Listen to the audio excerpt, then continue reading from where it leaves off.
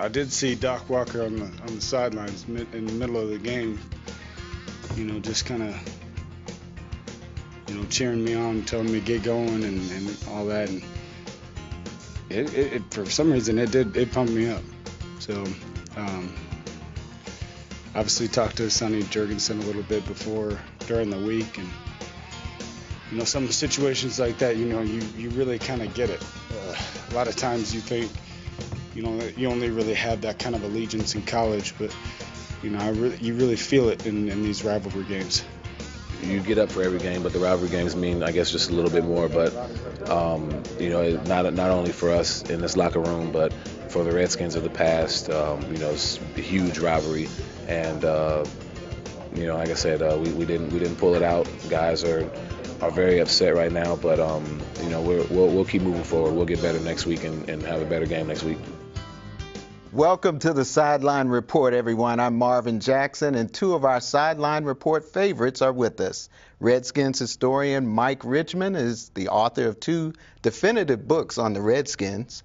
And we also have the one and only Donna Hopkins, who knows everything there is to know about the Redskins. It's good to see you guys. Thanks, Marvin. We're going to have a little fun later in the show as we spend some time with Redskins alumni at their homecoming at FedExField. But first, let's recap this Dallas Redskins game. And what I'd like you guys to do is, in one sentence or less, tell me how you would sum up that Redskins loss with the Cowboys. Donna, you want to start? I'm going to be real quick. Make the field goals. All right. Other than that, I think the team played well. All right. I think the Redskins hung in there against a very good team, much improved on offense. Grossman looked much better. It was a moral victory for the Redskins, but you know what moral victory means? A loss. Right. And so it just means an L. An L, yes. The L word, okay. All right, well, let's talk a little bit about the offense. And we got some sound bites in the locker room from some of the offensive players. The way Rex was playing today, he took control of the offense. And, when Rex is on point, you can't help but to go out and make plays. Before we left the huddle, Rex told Dante to be alert, and he put it up to him, and Dante came down with it. That was a great throw and catch by Rex and Dante.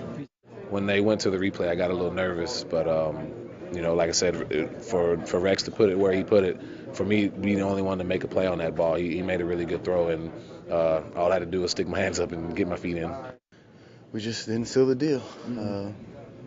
There's some plays we wish we had back, but leave it up to the punting and kicking. We just wish we could finish the game, on touchdown drives like we did for the overtime drive. So that's what we need to do. This was a tough loss.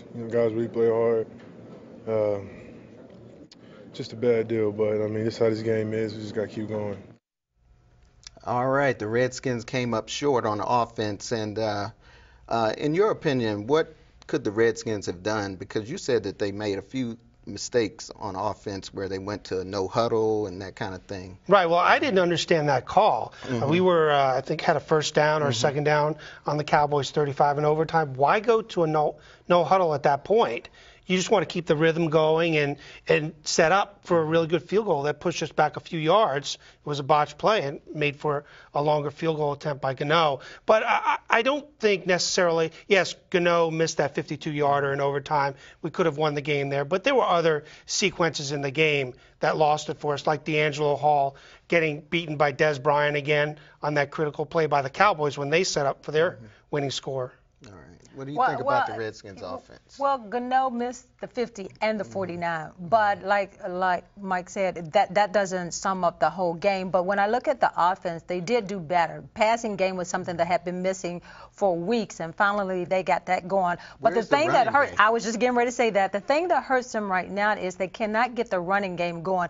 You've got three backs in the choice. You've got Terrain, and then you've got Alou, and they can only come up with 46 yards among the three, between the three of them. So if you look at that, that has to get better. But you look at the offensive line, the blocking is not there as far as for them to get the yardage, but they have to do a better job of running the ball.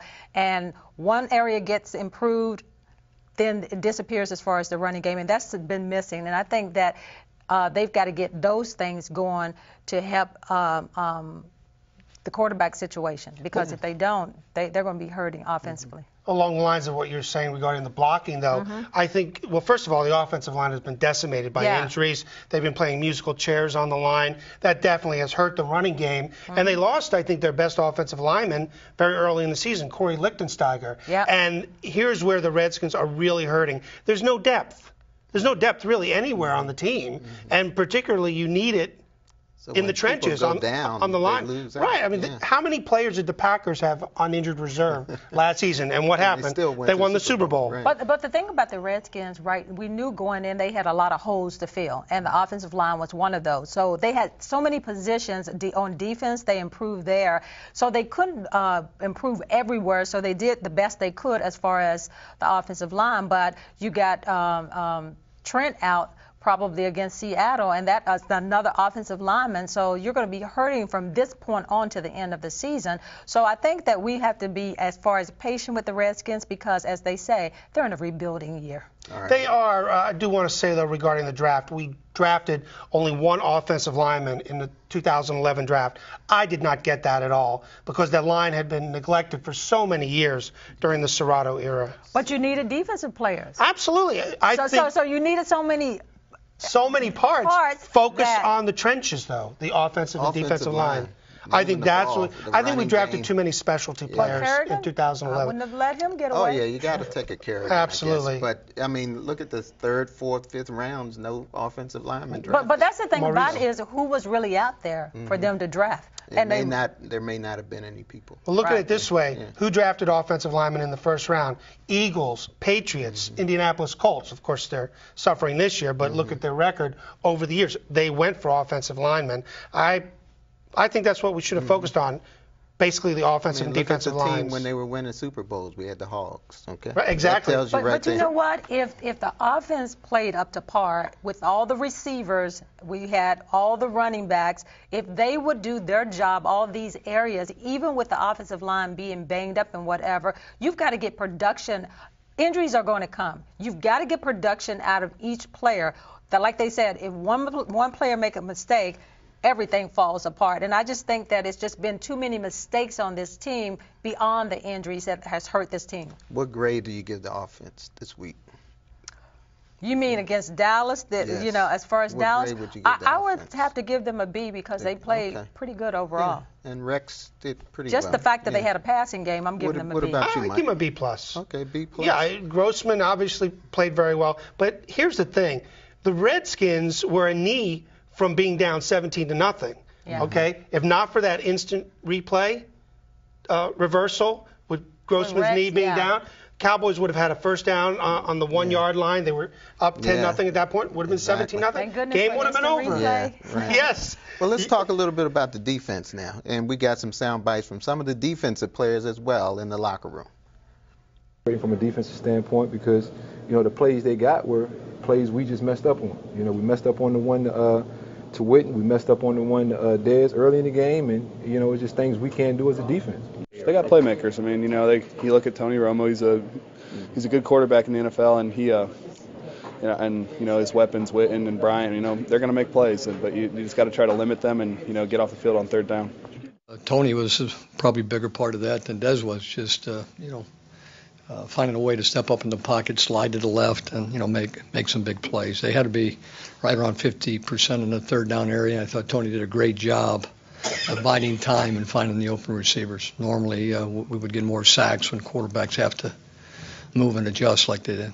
It's frustrating, but, you know, I can't point a finger at anybody but myself. The way I'm playing right now, they need to go cut me, because I'm definitely not worth what I'm getting. So, you know, it's frustrating. It's frustrating. Hopefully they can, you know, they see something in me and they bring me back next year. But the way things going right now, I'm definitely not playing up to par.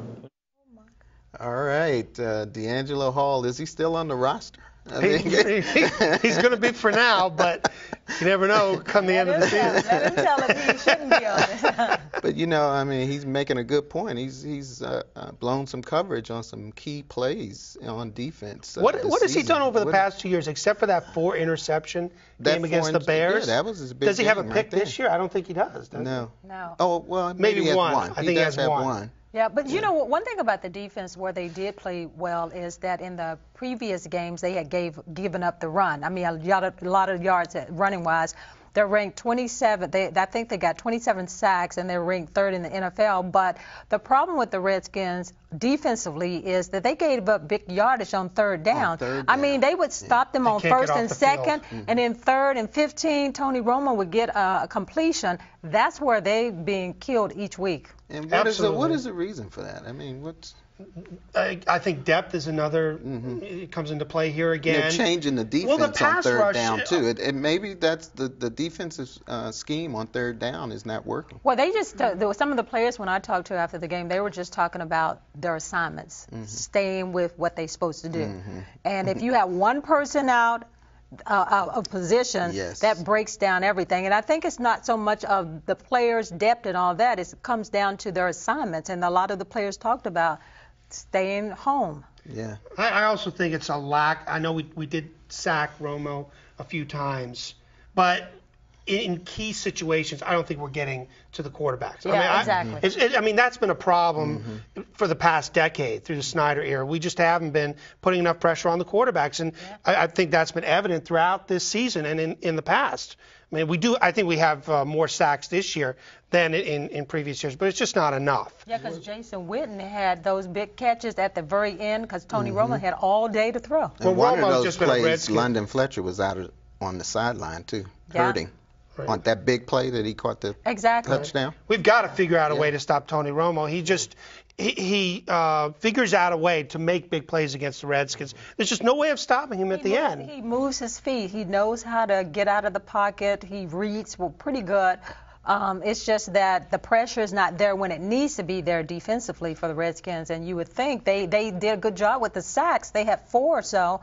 But when it counted, they couldn't get to. That's important. I just want to tell you what Arakpo told me about Tony Romo. He called him a snake in terms of the way he moves around in the pocket. He's very elusive. Just when you think you got him, he slides away. Right. What's the defensive grade this week? I'd give him a C. I'll give him a C, too. I would probably do about a C+. Okay. All right. Well, we're going to take a break right now. We're going to come back. And when we come back, we're going to talk about some defensive guys, the over-the-hill gang, defensive guys. And we got a great guy. He was called the Dancing Bear. I think you guys might know him. All right? So we're going to come back and talk to those guys right after this. So don't go away. More Sideline Report when we return.